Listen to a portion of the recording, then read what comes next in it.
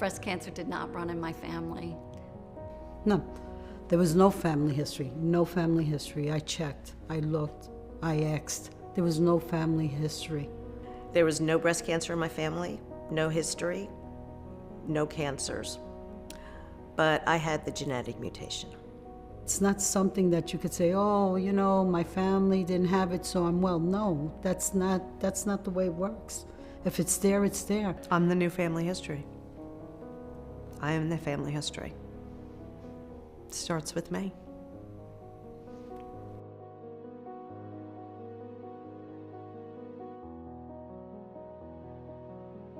I'm Alyssa, I'm 24 years old, and I have stage 2 breast cancer.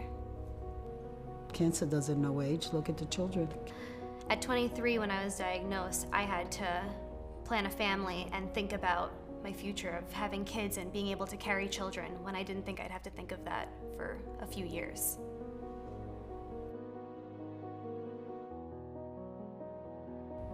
I live with the fear of a recurrence.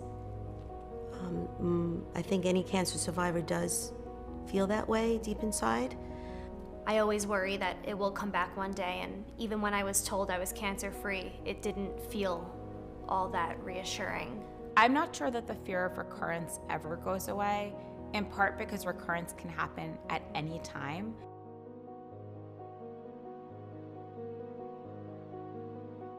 October does suck. It's very commercialized, and the breast cancer is so much more than just a pink ribbon, and I think it's important for people to know that. It's not enough to just put a ribbon on your uniform as a football player or wear pink socks as a soccer player.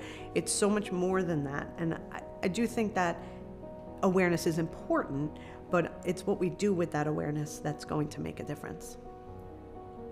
Breast cancer has gotten very popular in the media, and like pink ribbons and yogurt covers have pink and everything is pink, pink, pink. So I think people, you might think that breast cancer doesn't need our support in fundraising and in research, but breast cancer still needs to be treated and still needs to have a cure.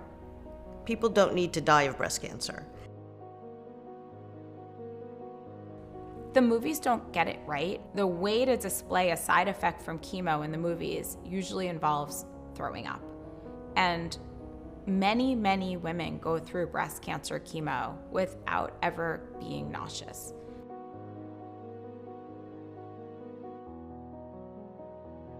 I was one of the few that found my own tumor, and it already had grown to the size of 5 centimeters. And I had a mammo within a reasonable amount of time. And if I didn't do my exams, I probably wouldn't be here today. And I felt over here something, and it felt like a chewed up dog biscuit. And I said, what is that?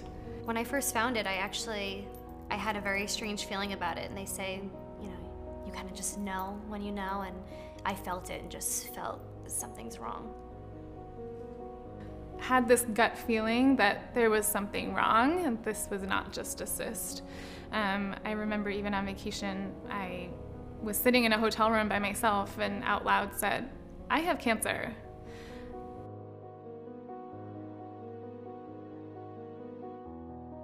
Everyone needs to understand that everybody's cancer is different, and everybody's cancer is treated different, and your experience will be different than my experience, and I could do what I could do to help you or to support you and lift you up, but your experience is going to be different than mine.